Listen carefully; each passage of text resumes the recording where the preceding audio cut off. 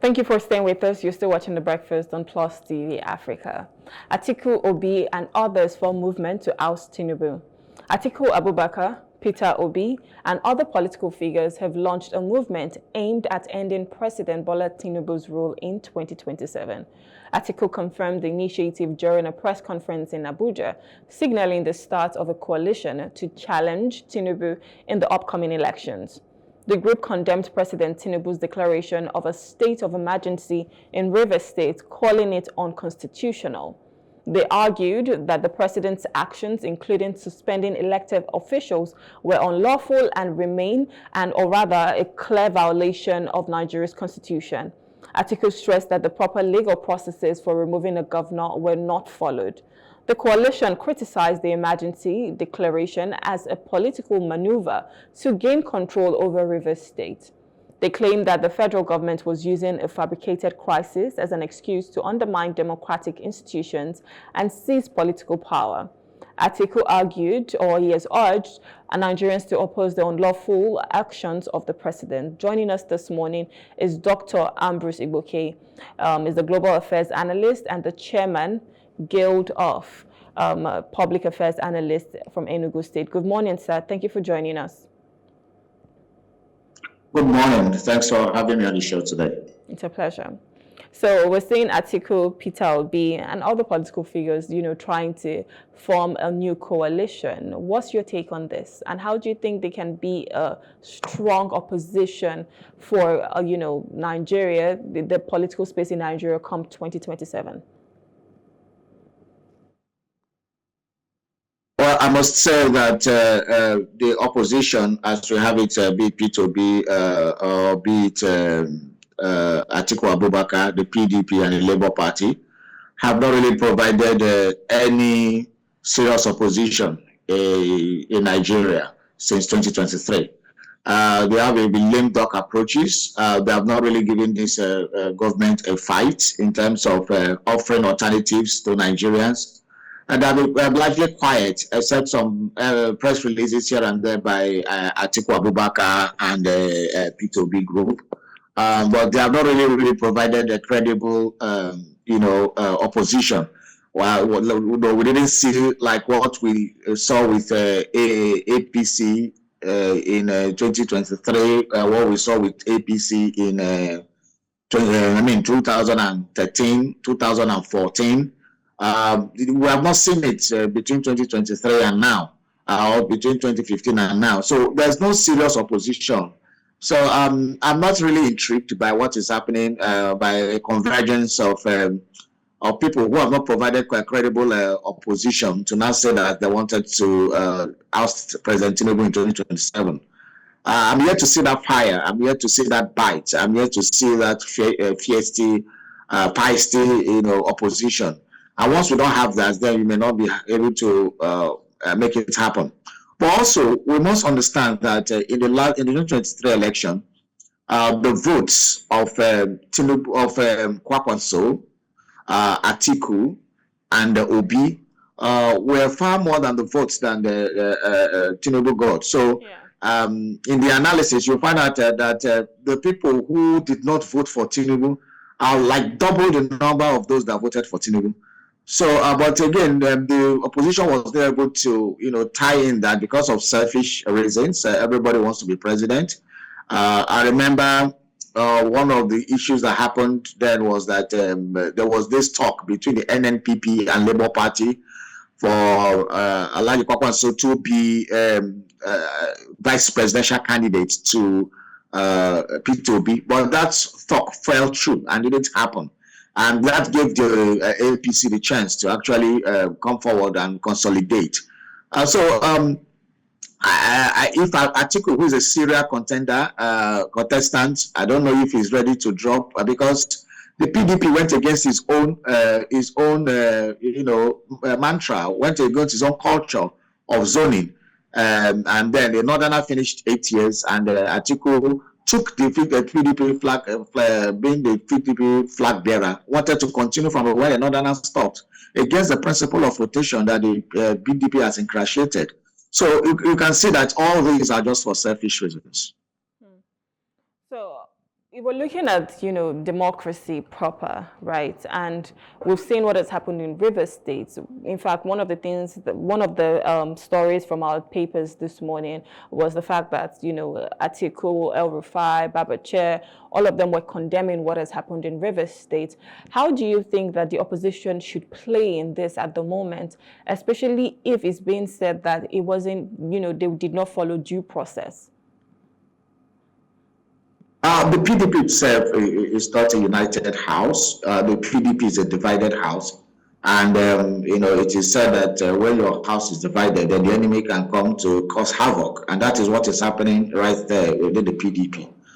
We remember what happened in 2023 towards the build-up to 2023 elections, the politics of who clinches the flag bearer and not, the politics of removing the Uche Secondos as the chairman then, not picking P2B, which made P2B leave to Labour Party, the politics of the primaries where the contenders, had a long fight of acrimony, the politics of who was to be picked as the vice president. So that has led PDP. In fact, as we speak, there's a court judgment that is still expected today about who is the national secretary and who is not. So it has been a whirlwind of trouble. And, for PDP. So PDP is not even united. So how does it now even defend its own? And we saw the politics also when Fubara had issues with his, when the issue started with his godfather, Wike, who is a very strong member of the PDP. Nobody can take that away from him, who has his own stakes in PDP. And how the factions were supported, the governors supported their colleague. The other people also had issues. We had issues of the national secretary. So from now, the democracy, what is happening in Rivers is also a confirmation from the fact that the opposition are not even, speaking on the same voice. And because I'm not provided a very terrific,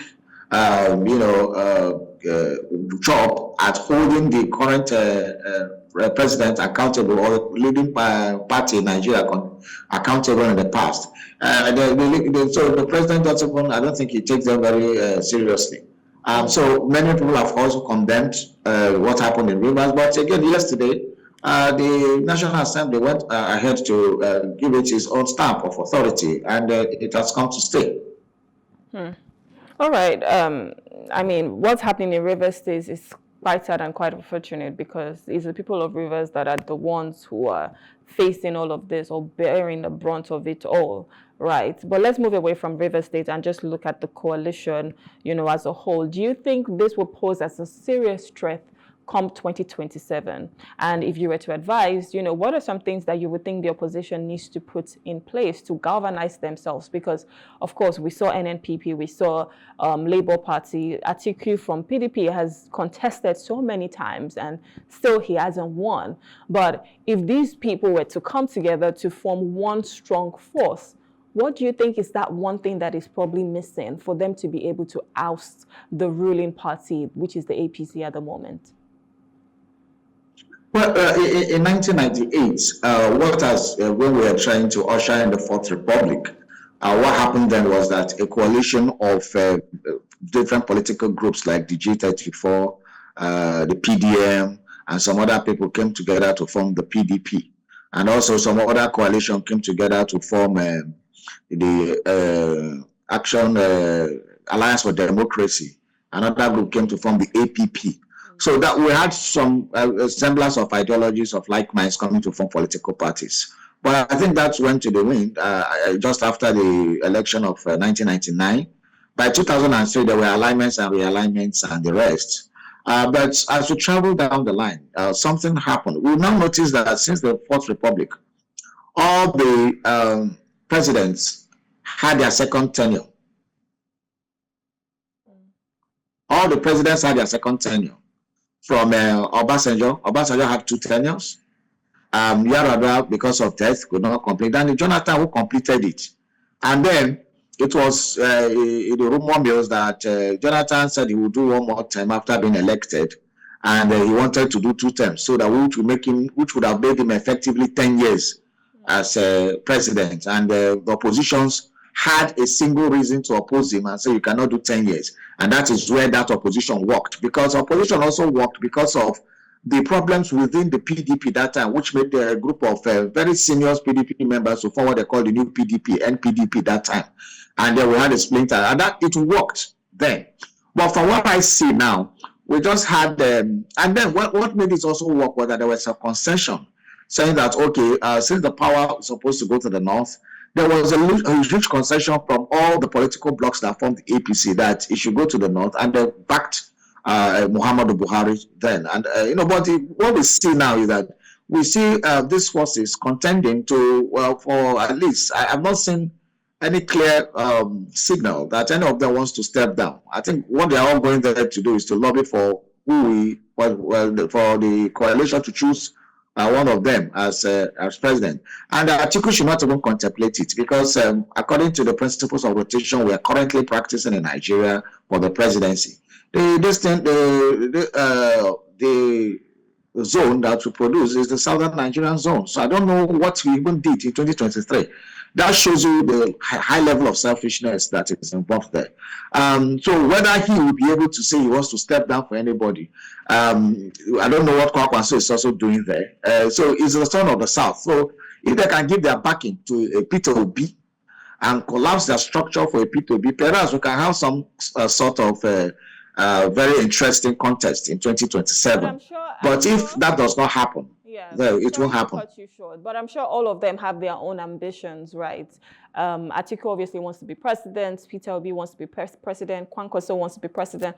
All of them have their own. Do you think one will allow the other to, be president at their own expense? And do you even think that people will be able to vote for a single candidate at the moment? Or if we see that, so many people come together to form the coalition, there might be some party loyalty to this, whereby you're looking at the manifesto of the party, you're looking at, their principles, what they stand for, and that way we can say, okay, yes, we want to vote for this party. But if, for instance, is a single candidate, do you think that might work? And do you think all of these candidates will be able to leave their own ambition for the next person to rise up as president?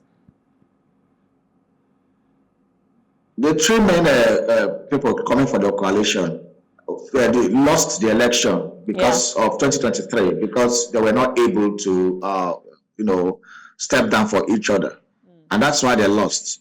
Alhaji Atiku Abubakar has no moral right to want to contest presidents in 2023. And still, he has no moral right to want to contest for 2027. Remember, I said moral right, not constitutional right. Moral right, because of the gentleman's agreement of rotating the presidency between the North and the South. So the North has done 8 years with Muhammadu Buhari. The South just started his own term with Tinubu barely 1 year plus in office. So if there's any opposition leader that is going to be considered for the coalition, it should be somebody from the South. So Atiku even being there, trying to see whether he can contest, has a kind of moral burden on him. He shouldn't do that.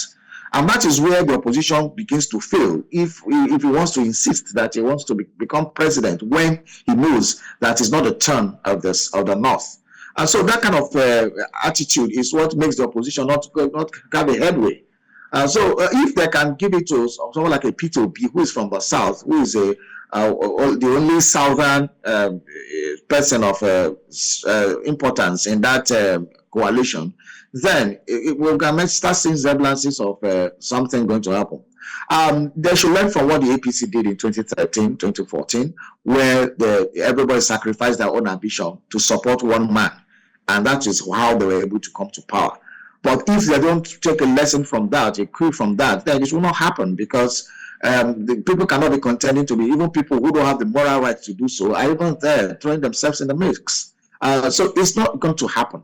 If they continue this dilly-dallying, trying to, entrench self-interest and all those things, then 2027 will as well just be a forgotten issue, because there will not be a group like that cannot wrest power from an incumbent. Well, I mean, with the political space, there's just something that keeps coming, and sometimes you're wondering how we can get better. But for you, looking at several candidates coming in, if we're saying that we want to have that alignment with the people and look for a transformational leader, how do you think people on the other side, forget the candidates right now, what do you think we need to be looking for in the type of candidates that we vote in? I don't know if that makes sense. Yeah, well, the people, first of all, don't even know what they want. Nigerians electorates are one of the most inconsistent set of people in the world when it comes to taking decisions about who represent them as political leaders, who represent them as elected representatives. We have seen it demonstrated over the years. So when it comes to elections, rather than look at somebody who can deliver the dividends of democracy, who can make their life better, who can provide jobs, who has the track record to do these things, they don't look at that. They rather start looking at, they'll begin to look at ethnicity, where does the person come from? Is the person from my ethnic group? They start looking at religion. They start looking at all kinds of mundane issues that don't have primitive considerations, that don't have anything to do with the quality of life that such a person has to offer. So the politicians know this, that Nigerians are very, very inconsistent and can be dispensed with. So that's why they do manifestos during campaign, and they tell you that they didn't author it, or they tell you that they are not banned by manifesto that they did. They do all kinds of things and get away with it. And so the same cycle, this is the 2023 is, I think, the 6th cycle of election we have had since 1999. So the next one is the 7th cycle. We have demonstrated that we have behaved the same way, except the flash of interest from the youths through the obedience movement that happened in 2022-23. Apart from that, we can see that there has not been any serious something. Then the APC tsunami that happened in 2015 was purely based on ethnicity most of the time, and lack of adequate information. It was all emotional. So most of the time, Nigerians don't go to the crux of the matter. They just become emotional, and they sing along and they dance along and they wave broom or wave umbrella, do all kinds of things, and then elect people. And then we become, it seems that the more we elect, the more we get worse, because we are in reverse gear. Nigeria was better 40 years ago, 30 years ago, 25 years ago, 20 years ago than now. So if we keep on moving in the reverse gear, that means there's something wrong with us as a people. Yeah. And unless we look at ourselves and really have an ideological shift, then we shall continue this suffering. And I'm not even sure people want to continue this, because it's important that the type of leaders we elect are people that are going to bring great ideas and the reforms that we need. Well, speaking about reforms, people have called for electoral reforms, especially when you look at the INEC, for instance, and the last guest I was speaking with made some valid comments. It takes less than 8 hours to vote, but it takes them over 72 hours or 48 hours rather, to put out the results. And while we're not looking for ways to ensure that IREV, all the portals and everything are working and we can get live updates. If you look at the UK, for instance, things are being done with technology. It's very simple. You can even vote from the comfort of your home. You can vote by, just going outside, and you don't have to go to the place whereby you probably have your voter's card from. But my point is, what are the electoral reforms you would love to see? Because if, for instance, people have that shift, like you said, we know what we want, we know the type of leaders we want to lead. Sometimes, the INEC or whoever is the body of it, the governing body of these elections, might just be able to jeopardize whatever you've decided to vote for, right? So what electoral reforms would you love to see in Nigeria come 2027? One of the, gaps, or let me borrow the words of our learned friends, one of the lacuna that we found in the Electoral Act that ushered in this new set of government in 2023 is the, leaving out the transmission of election results open to the discretion of INEC. And that is a big problem. You don't leave such weighty matters to the discretion of one man, the chairman of INEC.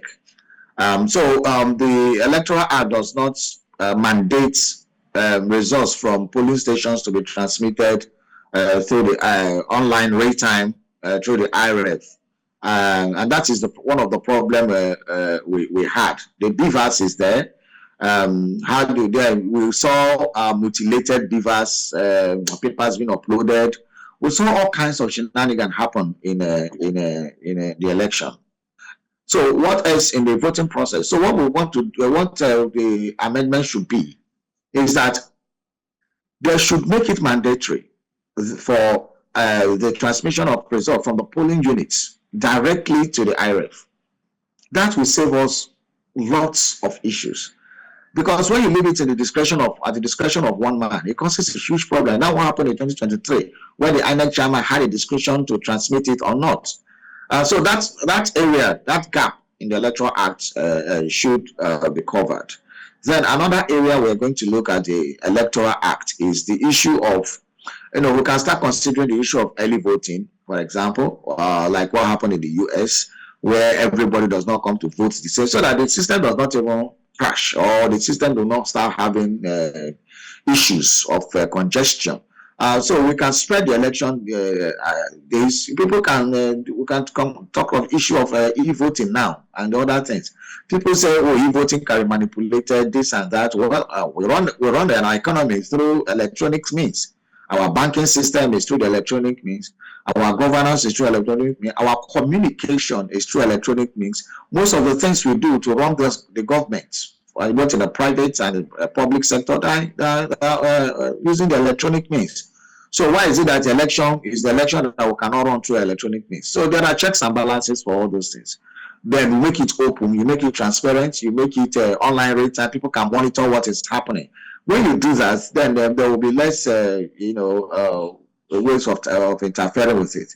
And then I think the law should also state categorically that if you are a card-carrying member of any political party, you cannot be, appointed as a member of, as a commissioner or whatever capacity in INEC.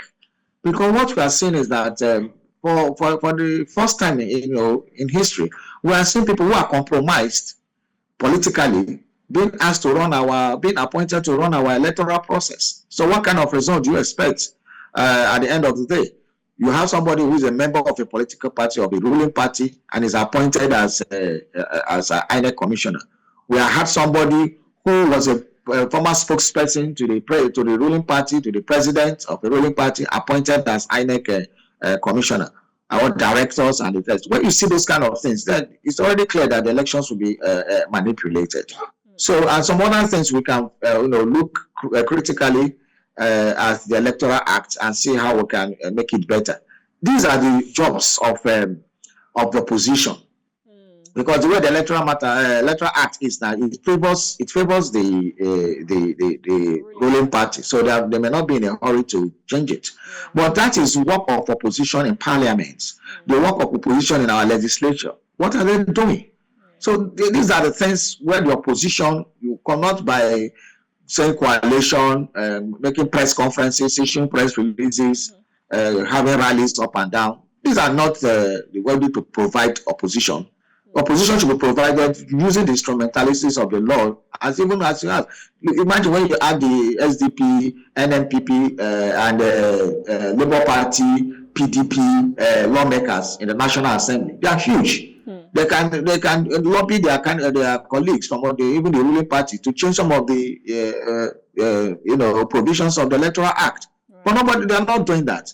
And so we are busy chasing shadows, making media frenzy activities without really touching the core issues. Yeah, I get you. I think the takeaway from this, I mean, in as much as we're trying to form a coalition or form a movement for this, the takeaways are, one, the opposition needs to ensure that they take charge, especially in parliament, looking for ways to, change this electoral act. Not that is only going to be in favor of the ruling party, but something that, works for both parties, whether you're the ruling or you're the opposition. Also ensuring that we have proper electoral reforms when it comes to the governing body, which is INEC. And then lastly, the people definitely, they need to know what they want. They need to ensure that they're voting in transformational leaders, not just anybody because, you know, it's the person is from your tribe or practices the same religion as you. No, it has to be people that you know that would go in there and work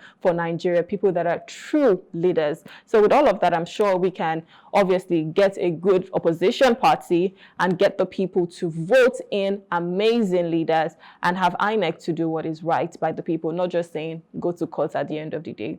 This is how much we can take on this segment. We want to say thank you so much for coming, Ambrose. It's been a pleasure having you on the program, sharing your valuable insights. Thank you for your time. Thank you so much for having me on the show this morning. It's a pleasure. You too, sir. Have a wonderful day. All right, I'm speaking with Dr. Ambrose Igboke. Is a global affairs analyst and chairman Guild of Public Affairs Analysts in Enugu State. And we've just been, you know, looking at the fact that, well, we have Peter Obi, we have Atiku, who are forming a movement to oust Tinubu come 2027. We'll go on a short break now. When we return, we'll be diving into the crisis in Rivers State. Please stay with us.